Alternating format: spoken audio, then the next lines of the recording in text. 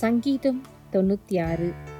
கர்த்தருக்கு புதுப்பாட்டை பாடுங்கள், பூமியின் குடிகளே, எல்லாரும் கர்த்தரை பாடுங்கள். கர்த்தரை பாடி அவருடைய நாமத்தை ஸ்தோத்தரித்து நாளுக்கு நாள் அவருடைய ரட்சிப்பை சுவிசேஷமாய் அறிவியுங்கள். ஜாதிகளுக்குள் அவருடைய மகிமையையும் சகல ஜனங்களுக்குள்ளும் அவருடைய அதிசயங்களையும் விவரித்து சொல்லுங்கள். கர்த்தர் பெரியவரும் மிகவும் ஸ்தோத்திரிக்கப்படத்தக்கவருமாயிருக்கிறார். எல்லா தேவர்களிலும் பயப்படத்தக்கவர் அவரே.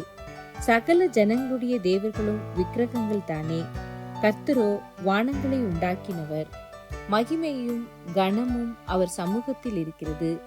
வல்லமையும் மகத்துவமும் அவர் பரிசுத்த ஸ்தலத்தில் உள்ளது. ஜனங்களின் வம்சங்களே, கர்த்தருக்கு மகிமையும் வல்லமையும் செலுத்துங்கள். கர்த்தருக்கே அதை செலுத்துங்கள். கர்த்தருக்கு அவருடைய நாமத்திற்குரிய மகிமையை செலுத்தி காணிக்கைகளை கொண்டு வந்து அவருடைய பிரகாரங்களில் பிரவேசியுங்கள். பரிசுத்த அலங்காரத்துடனே கர்த்தரை தொழுது கொள்ளுங்கள். பூலோகத்தாரே, நீங்கள் யாவரும் அவருக்கு முன்பாக நடுங்குங்கள். கர்த்தர் ராஜரீகம் பண்ணுகிறார்.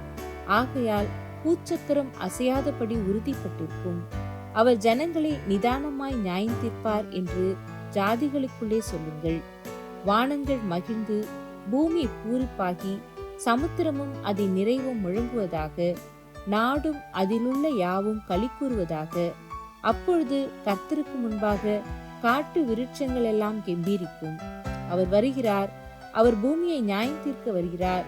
அவர் பூலோகத்தை நீதியோடும் ஜனங்களை சத்தியத்தோடும் நியாயம் தீர்ப்பார்.